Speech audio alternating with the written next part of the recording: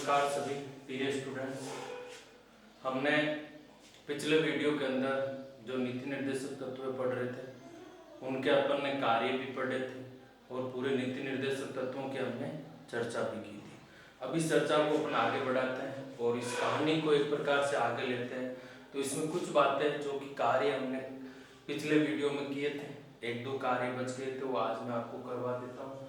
तो हमने नीति निर्देशक तत्वों के बारे में लगभग कंप्लीट पढ़ चुके हैं, ठीक है, जिसमें विभिन्न प्रकार के नीति निर्देशक तत्व पढ़े थे और उनके साथ में उनका जो अपन कह सकते हैं उनके द्वारा किए गए कार्य भी पढ़े थे, ठीक है। अब देखो इस चीज को अपन आगे बढ़ाते हैं और आगे बढ़ाने के लिए मैं अगला आपके ले सकता हूँ कार्य। तो अगला कार्य क्या है? संपत्ति संबंधी अधिकार व्यवस्था में सुधार। देखो इसमें अगला जो कार्य है वो है आपके संपत्ति संबंधी जो अधिकार व्यवस्था है उसमें क्या बताया गया बेटे? सुधार बताया गया। सुधार का मतलब है अपन को पता है कि मैंने ये पढ़ा भी था आपके सामने कि भाई जो नीति निर्देशक तत्वों की ही देन मानी जाती है, जो संपत्ति का अधिकार हमने हटाया था और उस हटाने के लिए 44वें संविधान संशोधन के तहत तो वो हटाने का जो टारगेट है वो नीति निर्देशक तत्वों के कहने पर ही हटाया था। तो देखो इसमें क्या बताया गया है? आर्थिक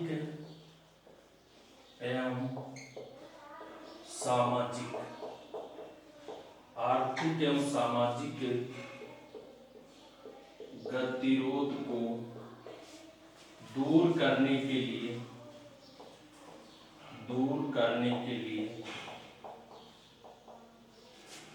संपत्ति के मौलिक अधिकार को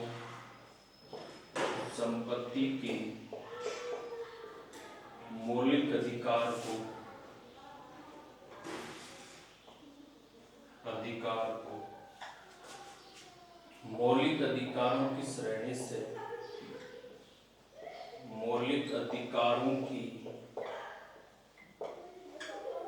श्रेणी से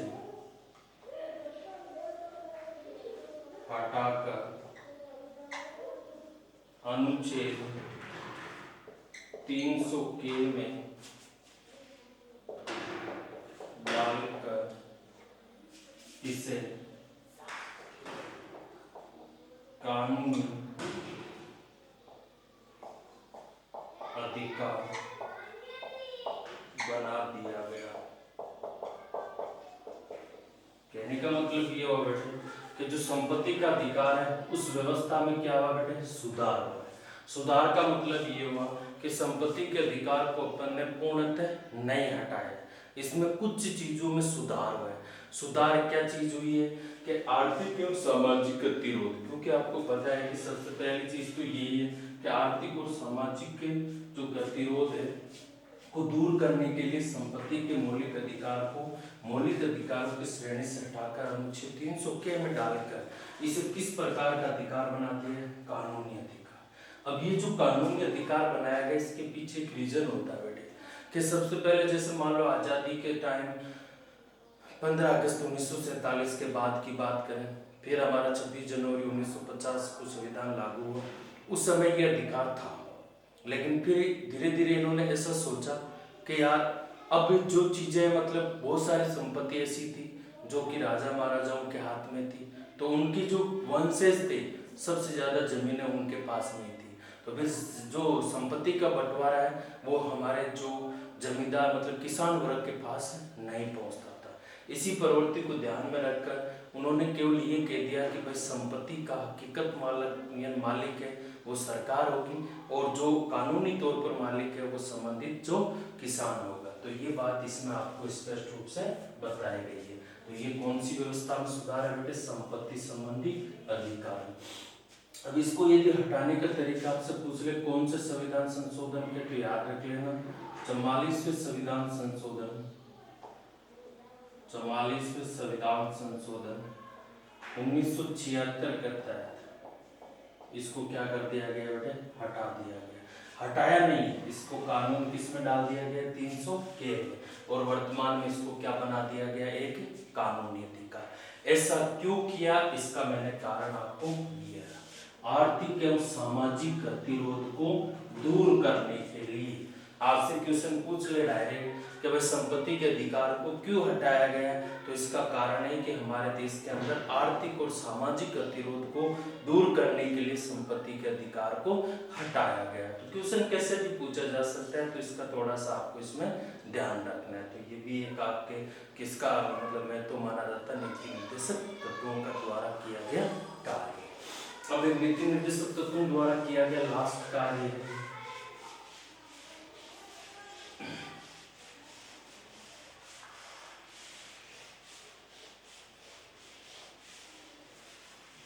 अब देखो बड़े लास्ट कार्य कौन सा है, लास्ट कार्य ये सबको मैंने पढ़ा भी चुका हूँ। सम्मान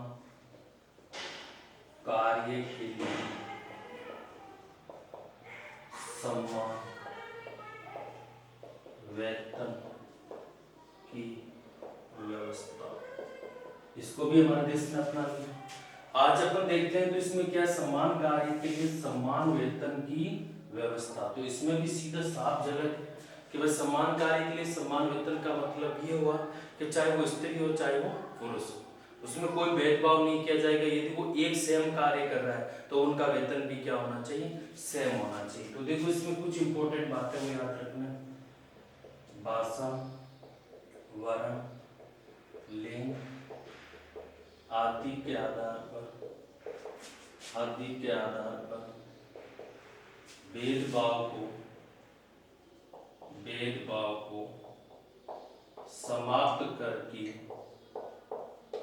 भेदभाव को समाप्त करके समान कार्य के लिए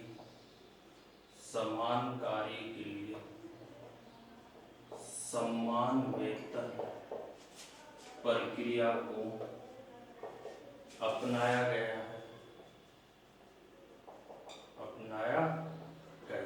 कहने का मतलब ये हुआ कि भाषा, वर्ण, लिंग आदि के आधार पर भेदभाव को समाप्त करके और समान कार्य के लिए समान वेतन प्रक्रिया को अपनाया गया।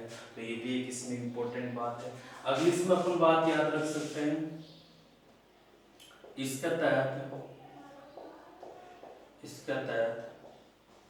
स्त्री पुरुष को समान कार्य के लिए समान वेतन देने की बात बताई गई।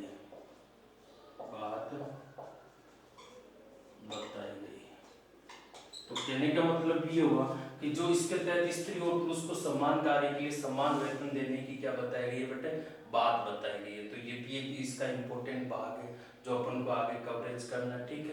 तो ये भी चीजें अपन को इंपॉर्टेंट रूप से याद रखना है। तो अपन आगे और क्या कह सकते हैं, इस प्रकार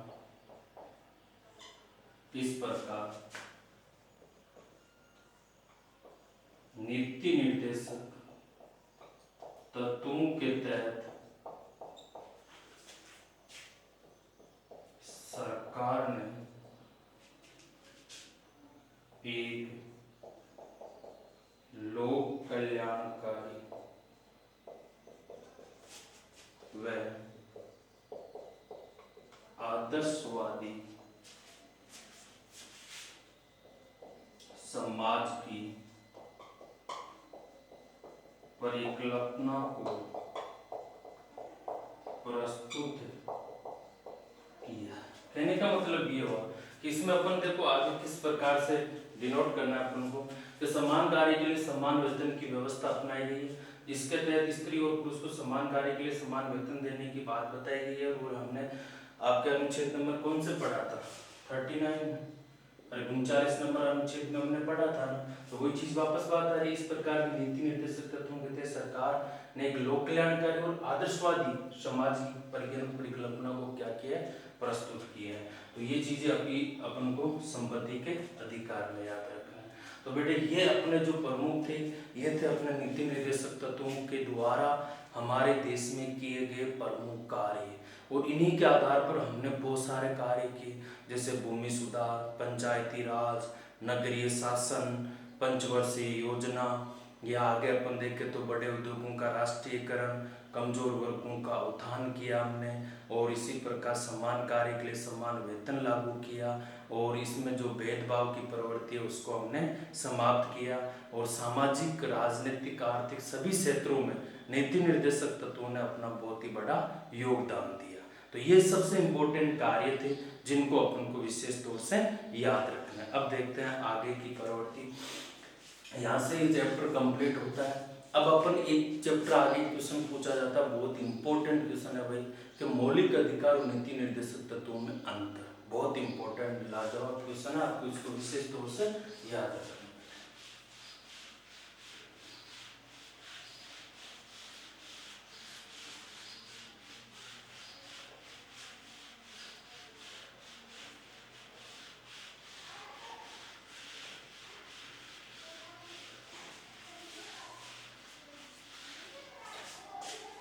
अब देखो बेटा अगला है ना,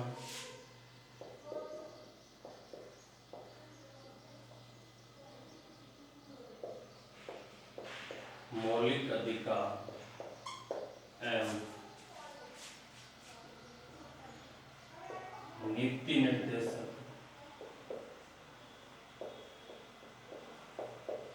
तत्वों में अंतर।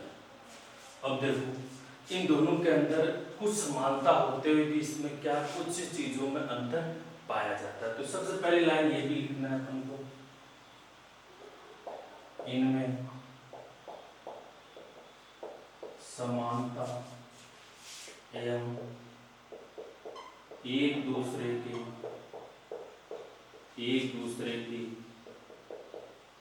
पूरक होते हुए भी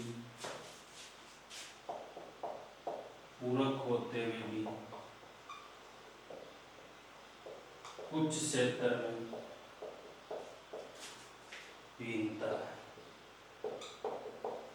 तो ये चीज भी अपन को ध्यान रखना है कि भाई इनमें समानता एक दूसरे के पूरक होते हुए भी कुछ क्षेत्रों में क्या पाई जाती है, भिन्नता पाई जाती है।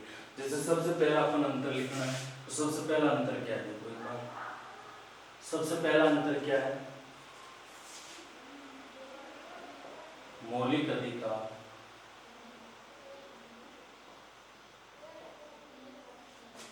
वाद योग्य होता है, वाद योग्य होते हैं। कहने का मतलब पहली लाइन क्या कह रही है कि मौलिक अधिकार क्या होता है बेटे, वाद योग्य होता है। अर्थात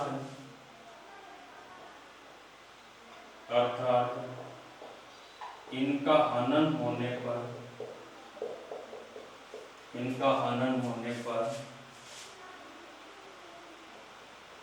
न्यायालय की शरण ली जा सकती है,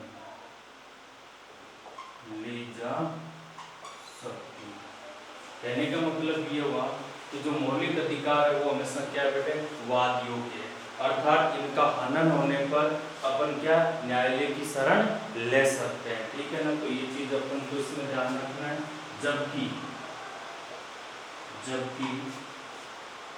नीति निर्देशक तत्व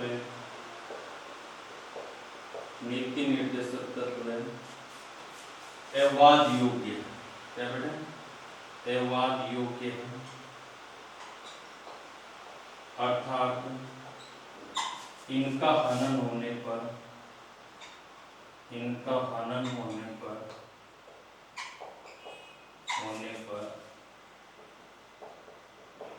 न्यायालय की शरण नहीं ले सकते हैं,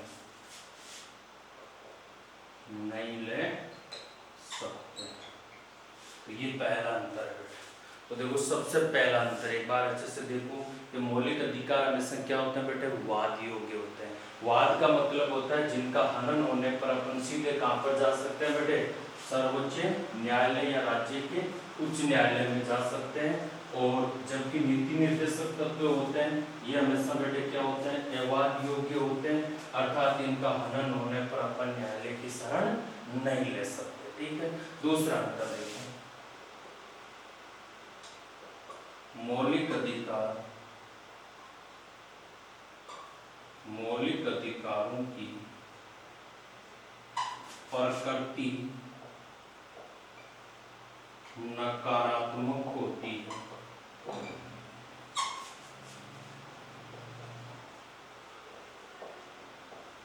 जबकि नीति निर्देशक तत्वों की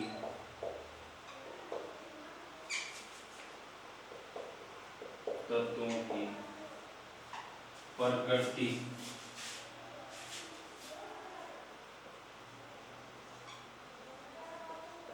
सकारात्मक होती है।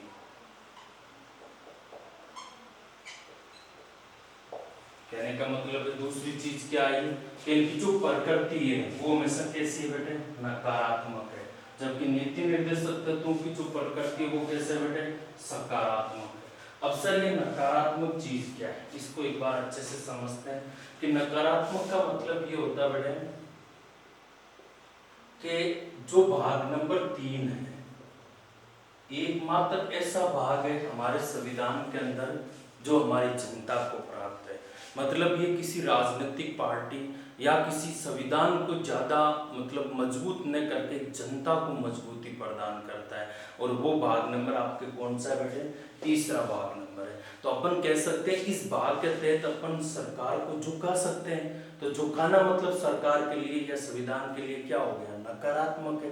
और जबकि जो नीति निर्देशक तत्व हैं उनका यदि हनन हो जाए तो अपन कुछ भी नहीं कर सकते हैं, तो इनकी प्रकृति तो संविधान के प्रति तो क्या हो गई, सकारात्मक हो गई।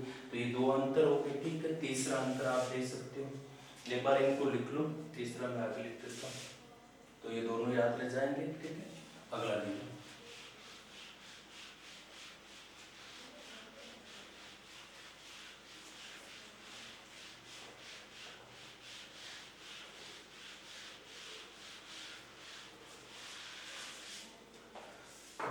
बड़े देखो तीसरा अंतर क्या होता है,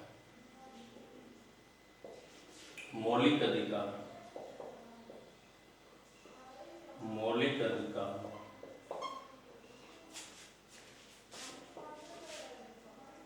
राजनीतिक अधिकार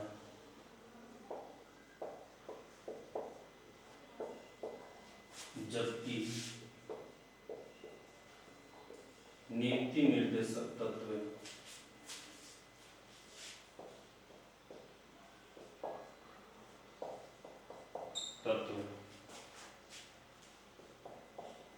राजनीतिक के साथ सामाजिक एवं आर्थिक अधिकार, आर्थिक क्षेत्र से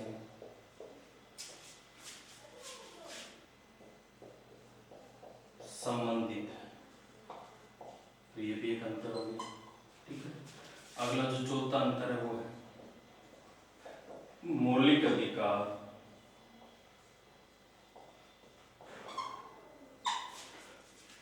नागरिकों के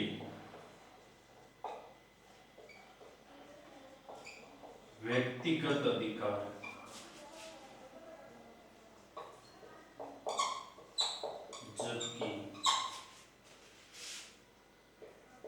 जबकि नीति निर्देशक तत्व